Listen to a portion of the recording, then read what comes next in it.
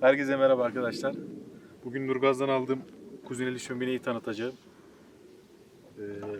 Bugünün fiyatıyla 6000 TL'ye aldım.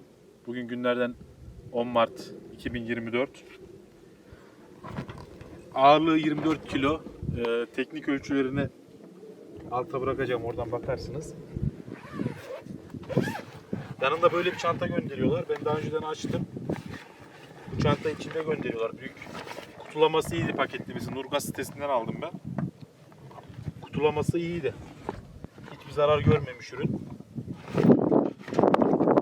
Şu an ayakları kapalı.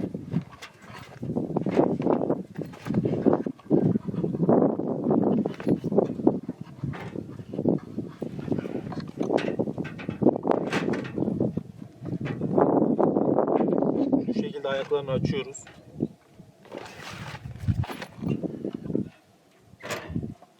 Ayakları bayağı sağlam. 4 tane ayağı var. Bir yaklaşabilir misin? İçerisinde tepsiyle gönderiyorlar arkadaşlar.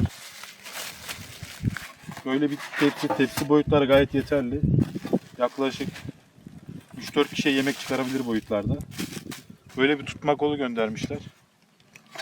Bunu bu şekilde alıp böyle tutup içine gönderebiliyorsunuz.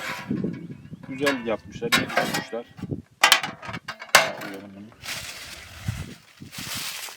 Böyle bir sıcaklık ölçer göndermişler.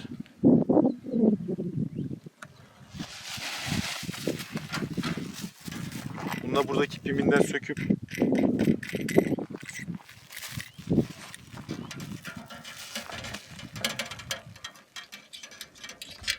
burasına sıkıyoruz arkadaşlar. Bu şekilde sıkıyoruz. Kapak kilitleri güzel. Sorun çıkarmaz. İçerisinde soba bacaları da çıkıyor. Bacaları. Bir tane şapkası var. 4 tane borusu var arkadaşlar.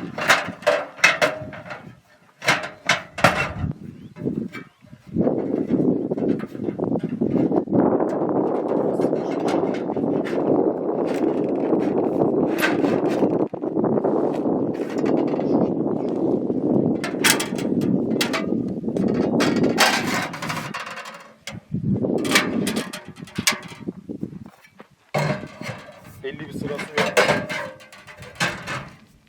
Bu şekilde.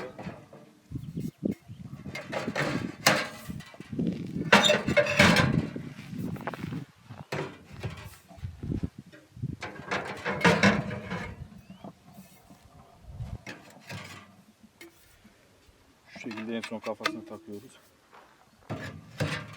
Dirsek koymamışlar. Neden dirsek koymadılar diye düşündüm. Baca çapı biraz dar. Büyük ihtimal hava çekmeyeceğinden dolayı dirsek koymamış olabilirler. Bu şekilde de kullanışlı. Çadırlar için uygun. Ben niye böyle kuzineli olan aldım, önü cam olan aldım? Daha güzel yemekler pişirebilmek için hem de ateşi izleyebilmek için bu tasarımı tercih ettim. Bayağı tutulan bir tasarım bu. İçine de böyle bir ızgara koymuşlar. Biraz yaklaştır.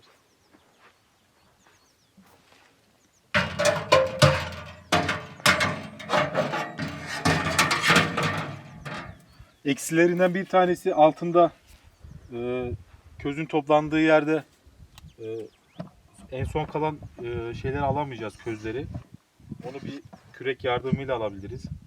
Bu tarafa çekerek. Yani herhangi bir delik yok. Bu bir dezavantajı. Bir de dirsek yok, işte o da dezavantajdan bahsetmiştim. Onun dışında güzel bir ürüne benziyor. İlk kullanımdan sonra videoyu tekrar devam ettireceğiz. Şöyle çevresinden bir çekebilir miyiz? Çantası da gayet dayanıklı. İki kişi taşırsa daha iyi oluyor çantasıyla.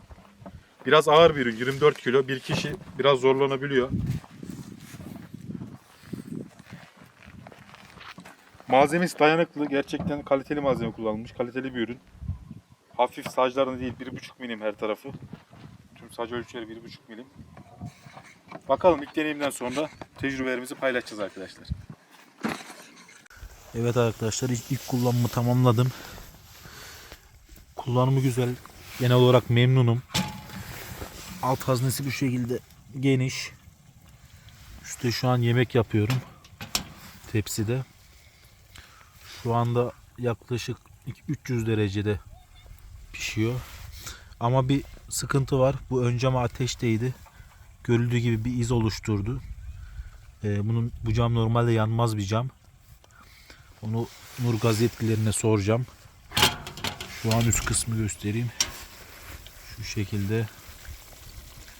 Bir saniye. Bu şekilde tutuyoruz. Bu şekilde gayet güzel pişiriyor. Fırınını çok beğendim. Her tarafı eşit bir şekilde dağılıyor. Bu yanda fırınlar var. Ondan tercih etmedim bilerek. Altta olsun, her tarafı eşit bir şekilde pişirsin diye.